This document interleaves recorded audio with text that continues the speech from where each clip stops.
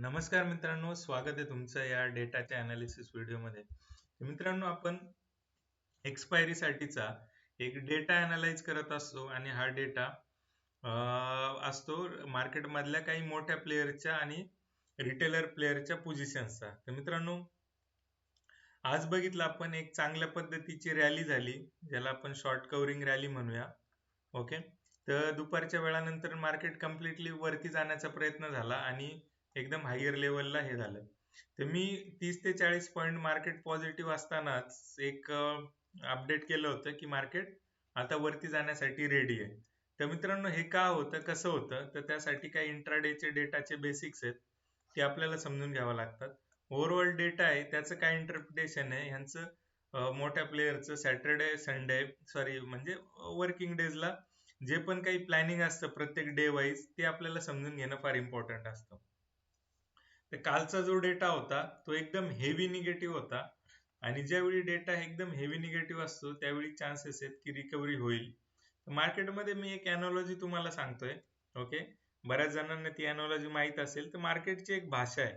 तर मार्केटची भाषा काय सांगते आपल्याला, की जर एकदम एक्स्ट्रीम एखादी गोष्ट निगेटिव्ह असेल, एक्स्ट्रीमली निगेटिव्ह, तर ती गोष्ट असते पॉझिटिव्ह. ओके, आणि एखादी गोष्ट जर एक्स्ट्रीमली पॉझिटिव्ह असेल तर ती गोष्ट असते निगेटिव्ह.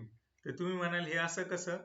हे करोनामध्ये तुम्ही पाहिलं असेल, ज्यावेळी मार्केटचा जो सेंटिमेंट होतं, 1, 2, 4 पेशंट ज्यावेळी भेटले होते तर मार्केट 2-2% पडत होतं. पण ज्यावेळी 2 लाख लोक रोज सापडत होती त्यावेळी मार्केट 2-2% वाढत होतं. तर मित्रांनो, हे असं का होतं? मार्केट एक फ्युचरिस्टिक गोष्ट आहे की पुढचं फ्युचर प्रिडिक्ट कडून चालते.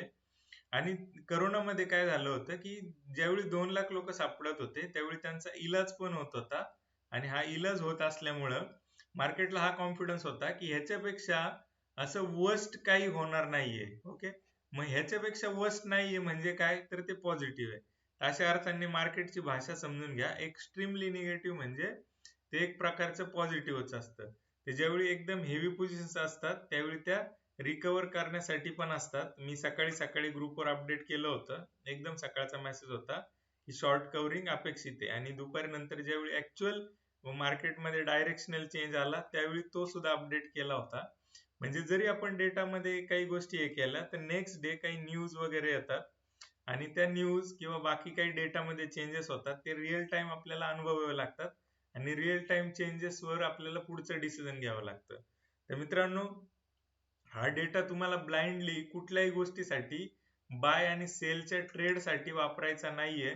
बरेच लोक मला कमेंट करून सांगतायत पुट घेतला, कॉल घेतला वगैरे वगैरे. तर मित्रांनो, हा डेटा त्याच्यासाठी नाहीये. याच्यासाठी काही स्ट्रॅटेजीज डेव्हलप केलेल्या आहेत. एफ-आय जशा पद्धतीने जरी ते चुकले तरी ते प्रॉफिट मध्ये असतात किंवा ऍटलिस्ट ते जास्त लॉस नाही करत, अशा पद्धतीच्या काही हेजिंग स्ट्रॅटेजीज आहेत, ते आपण ह्याच्यावर इम्प्लिमेंट करतो.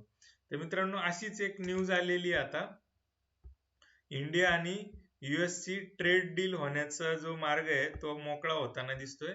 आणि ह्या न्यूज मुळे झालंय काय, गिफ्ट निफ्टी जो आहे तो ऑलमोस्ट 600 पॉईंट वरती ट्रेड करतोय. तर ही एक जस्ट या ठिकाणी काय दिसते, न्यूज दिसते, अनाउन्समेंट दिसते. ते ऍक्च्युअल अशी काही घटना घडलेली नाहीये. ओके, तर ही होईल डील, कधी होईल, काय होईल, याबाबत अजून काही क्लॅरिटी या ठिकाणी दिसत नाहीये. पण एक अनाउन्समेंट आहे की लवकरात लवकर आपण एक डील करूया आणि तशा पद्धतीचं हे राहील. तर डेटा जो आहे तो कशा पद्धतीने आलाय तो आपल्याला बघायचा आहे. मोठ्या प्लेयर्सला हे आधीच माहित असतं का? मोठे प्लेयर्स ऑलरेडी काही गणित करून जातात आणि तुम्हाला डेटावर बघितल्यावर कळेल की मोठे जे प्रॉप डेस्क प्लेयर आहेत त्यांनी कशा पद्धतीने त्यांच्या निगेटिव्ह पोझिशन्स आहेत त्या हळूहळू पचवून टाकल्या आणि बऱ्यापैकी न्यूट्रल टू फ्लॅट निगेटिव्ह ते आलेले आहेत. ओके,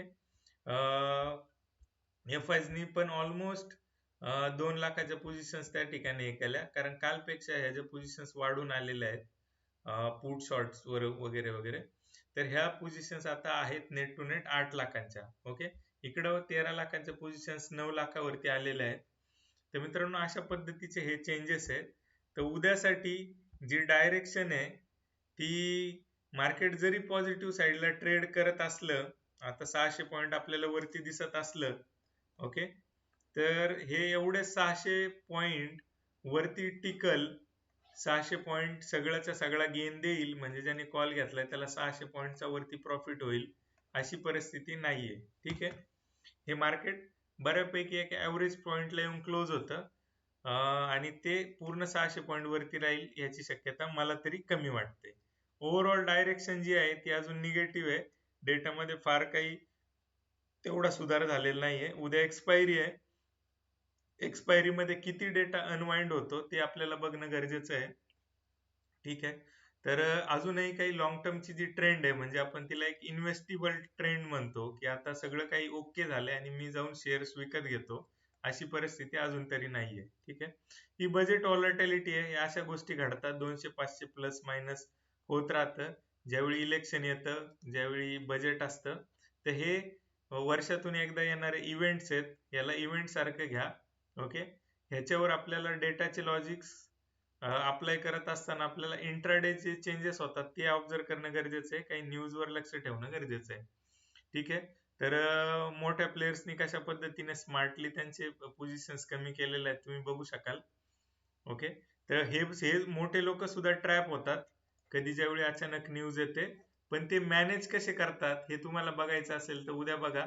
आता जरी 600 पॉईंट वरती दाखवत असलं तरी ते तेवढं वरती काम करणार नाही, असा माझा अनालिसिस आहे. ओके, तर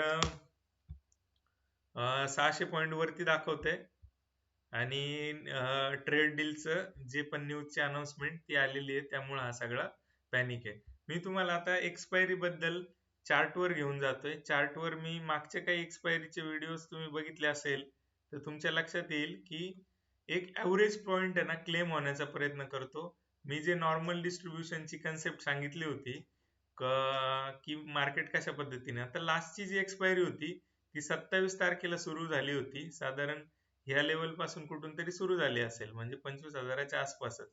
तर मार्केट वरती वरती गेलं, मार्केट काही काळ खाली पण घालवलं आणि मग जाऊन तो एक ऍव्हरेज जो पॉइंट येतो, तो ऍव्हरेज पॉइंट ते मार्केट क्लेम करण्याचा प्रयत्न करतात. तर ह्या लेवलला वरतून मोठी लोक कॉल शॉर्ट्स करत असतील, खालून ते पुट शॉर्ट्स करत असतील आणि मग जाऊन जो थिटा आहे पूर्ण वीकचा, एटीएम स्ट्रॅडलला समजा एक्सपायरी सुरू होताना 150 पॉईंटचा जो थिटा असतो तो जातो कुठं, तर अशा पद्धतीने हे दोन्ही साईडने करतात. तर हे असे आउट ऑफ मनी काही कॉल केलेत का, तर नाही मित्रांनो.